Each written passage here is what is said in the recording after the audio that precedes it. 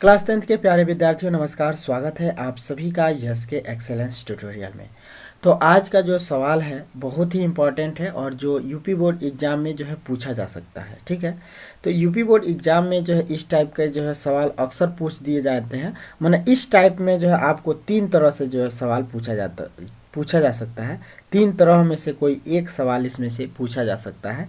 माने एक पूछ सकता है कि प्रत्येक प्रतिरोध में प्रवाहित विद्युत धारा बताइए, या जो है परिपथ में प्रवाहित कुल विद्युत धारा बताइए, या परिपथ का जो है कुल प्रतिरोध या परिकलित कीजिए यानी कि बताइए। ठीक है, मैंने इस पे जो है मैंने समांतर क्रम में जोड़ा गया है कोई 3 गो प्रतिरोध या 2 गो प्रतिरोध समांतर क्रम में जोड़ा गया है। तो उसमें जो है पूछा जा सकता है कि प्रत्येक में कितना जो है क्या है विद्युत धारा जा रहा है, प्रत्येक प्रतिरोध में विद्युत धारा कितना जा रहा है। ठीक है, या पूछ सकता है कि जो है परिपथ में प्रवाहित कुल विद्युत धारा कितना है, इस पूरे परिपथ में कितना कुल विद्युत धारा प्रवाहित हो रहा है।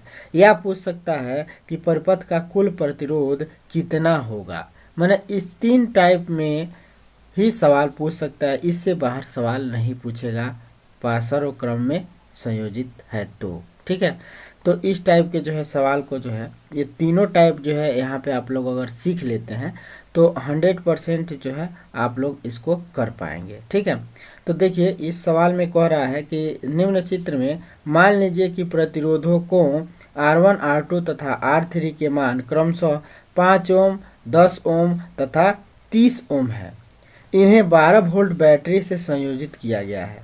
ये जो बैटरी है 12 वोल्ट की है। ये बैटरी कितने की है? तो 12 वोल्ट की है। तो हम लोगों को जो है प्रत्येक प्रतिरोध में प्रवाहित विद्युत धारा ज्ञात करना है। माने देखिए जब भी कोई प्रतिरोध श्रेणी क्रम में जोड़ा गया है, समांतर क्रम में, सॉरी ये समांतर क्रम में है, तो समांतर क्रम में जोड़ा गया है तो इन दोनों के सिरों के बीच जो विभवांतर होगा, माने इसके यहाँ से जो विभवांतर होगा और यहाँ तक जो आएगा, माने इससे क्रॉस करके जो विभवांतर आएगा वो उसको जो है वोल्टामीटर से नापा गया है तो ये हमेशा जो है समान रह रहा है।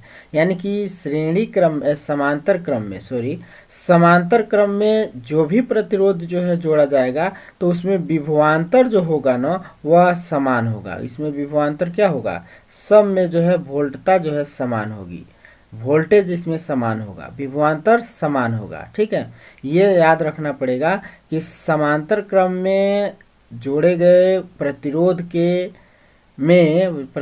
में विभवांतर समान होता है, विभवांतर समान होता है, वोल्टेज जो है समान जाता है। ठीक है, वोल्टेज जो है समान जाता है, धारा इसमें बदल जाएगा क्योंकि प्रतिरोध के हिसाब से धारा अलग अलग जाएगा, लेकिन वोल्टेज जो है क्या होगा? समान होगा, विभवांतर समान होगा। ठीक है, यही याद रखना है कि समांतर क्रम में भी समान होता है और श्रेणी क्रम में जो है आपका धारा जो है समान होता है। श्रेणी क्रम में आपका धारा समान होता है। ये श्रेणी क्रम में है ना, तो इसमें भी धारा जो है जो आई इसमें जाएगा वही धारा जो है आई इसमें भी जाएगा। ठीक है, तो इसमें जो है वोल्टता जो है समान होता है, इसमें धारा समान होता है। ठीक है, ये याद रखिएगा, ये काम आने वाला चीज़ है। ठीक है, तो अब यहाँ पे हम लोग जो है प्रत्येक प्रतिरोध में प्रवाहित विद्युत धारा ज्ञात करना है।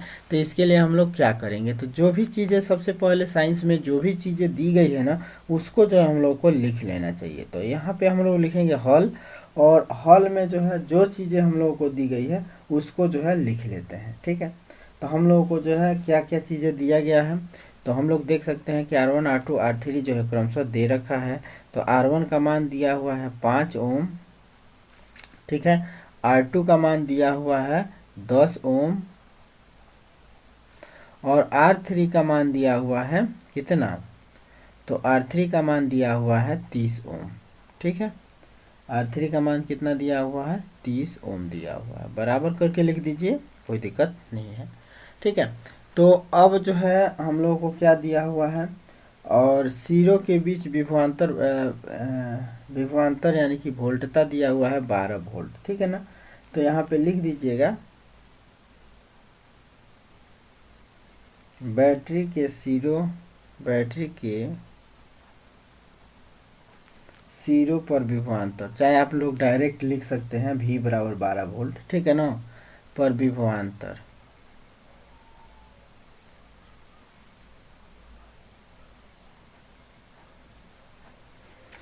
विभवांतर यानी कि V बराबर क्या होगा 12 वोल्ट, V बराबर क्या होगा 12 वोल्ट, ठीक है। इतना हम लोग को दिया गया है। तो कह रहा है कि प्रत्येक प्रतिरोध में प्रवाहित विद्युत धारा कितना है। माने ये जो प्रत्येक प्रतिरोध का मतलब ये जो प्रतिरोध लगा हुआ है यहाँ पे, इसमें कितना धारा बह रहा है यह ज्ञात करने के लिए कह रहा है कि प्रत्येक में बताइए कि कितना कितना धारा जा रहा है, ठीक है। तो धारा जो है निकालने के लिए हम लोग क्या करेंगे, ठीक है। तो धारा निकालने के लिए जो है हम ओम के नियम का उपयोग करेंगे, ठीक है। तो हम लोग लिखेंगे पहले के संबंध में, सवाल ए के संबंध में हम लोग लिखेंगे ओम के नियम से, ओम के नियम से यदि प्रतिरोध श्रेणी क्रम में है, समांतर क्रम में है तो, यदि यहाँ पे लिखिएगा, यदि प्रतिरोध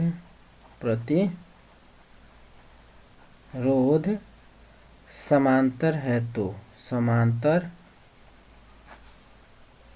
है तो ओम के नियम से हम लोग क्या लिख सकते हैं, हम लोग को धारा ज्ञात करना है ना, तो धारा बराबर, तो हम लोग R1 में प्रवाहित कितना धारा जो है जा रहा है, R1 में प्रवाहित धारा निकालना है। तो हम लोग यहाँ पे लिख देंगे कि R1 से प्रवाहित धारा, R1 से प्रवाहित विद्युत धारा, प्रवाहित विद्युत धारा बराबर क्या हो जाएगा, विद्युत धारा मान लेते हैं हम लोग कि I1 जा रहा है, ठीक है। तो इस I1 का मान ज्ञात करने के लिए I1 बराबर हम लोग लिख सकते हैं, धारा I1 बराबर V अपान, माने वोल्टता में जो है R1 से भाग देंगे तो धारा निकलेगा, ठीक है। विभवांतर में R1 से भाग देंगे तो I1 का मान, माने I1 निकल जाएगा, यानी कि I1 विद्युत धारा कितना है, ठीक है।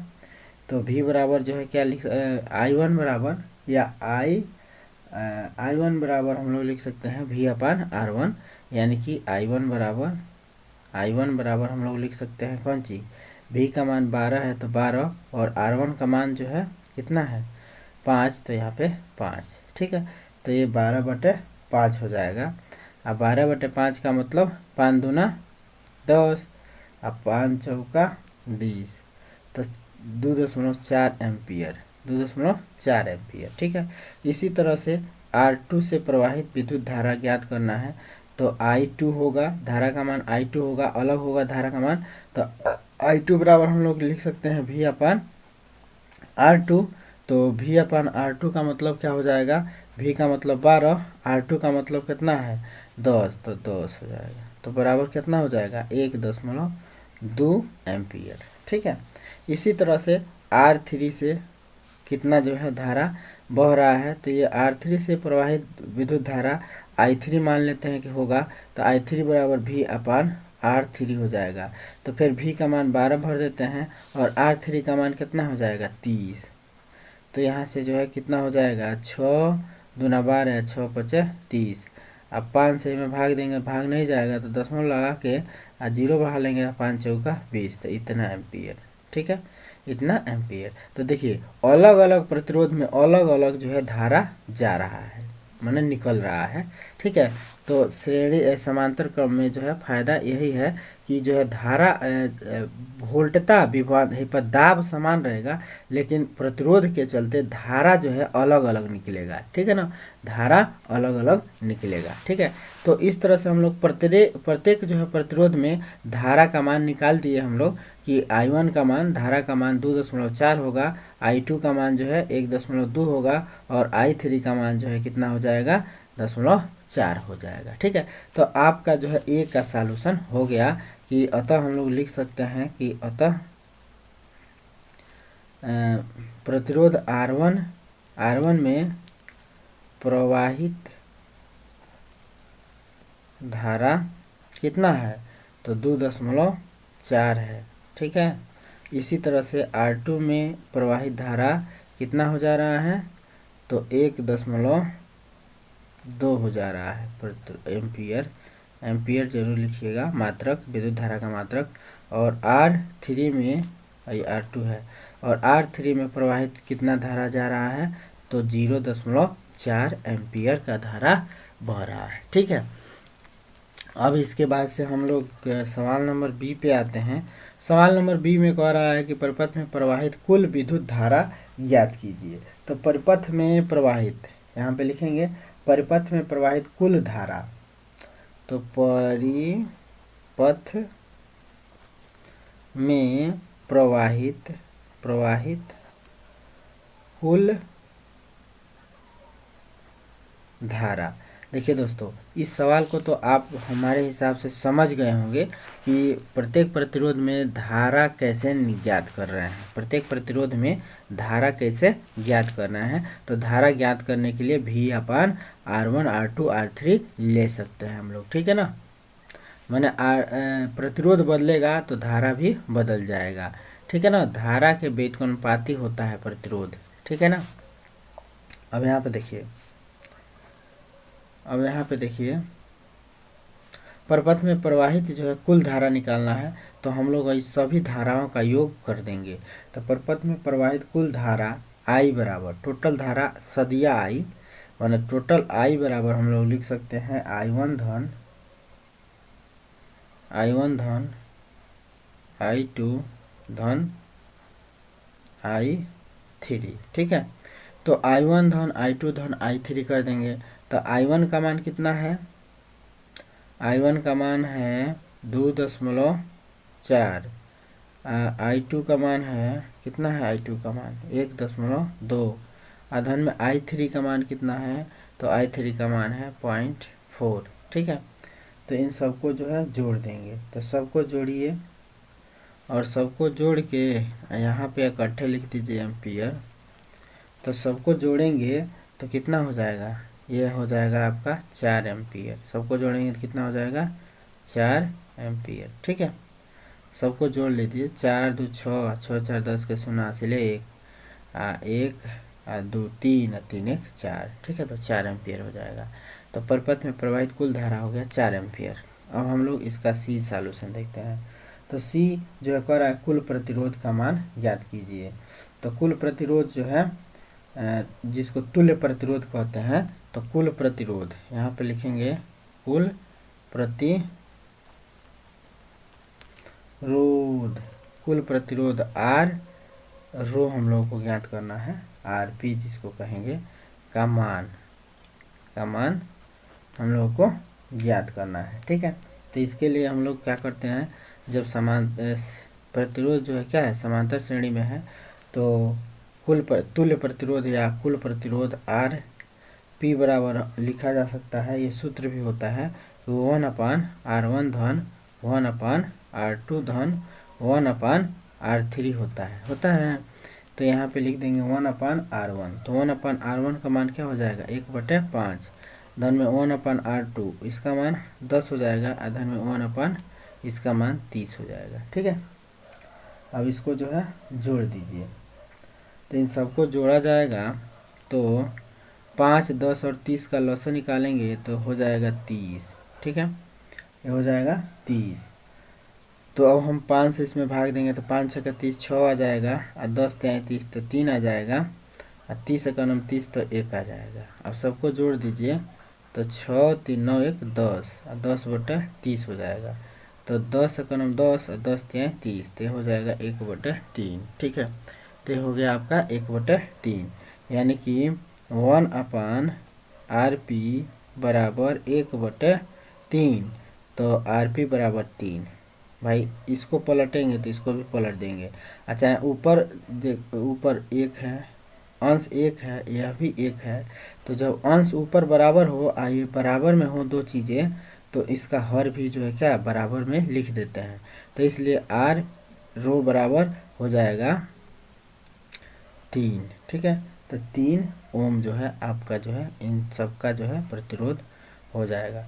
टोटल इन सभी प्रतिरोधों का टोटल प्रतिरोध जो है क्या हो जाएगा, 3 ओम हो जाएगा। ठीक है, तो इस प्रकार से एक आंसर ए आपका हो गया, दूसरा आंसर ए हो गया आपका, और तीसरा आंसर ये हो गया आपका।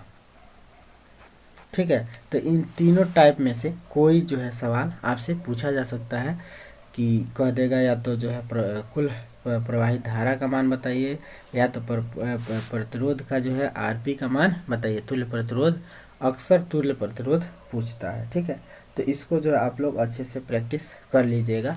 इन 3 टाइपों में से जो है कोई ना कोई सवाल ज़रूर आपको पूछा जाएगा। ठीक है, तो फिर मिलते हैं किसी अगले वीडियो के साथ। तब तक के लिए दोस्तों धन्यवाद। पढ़ते रहिए, बढ़िया से मेहनत कीजिए। ठीक है, रिजल्ट अच्छा आएगा। Thank you.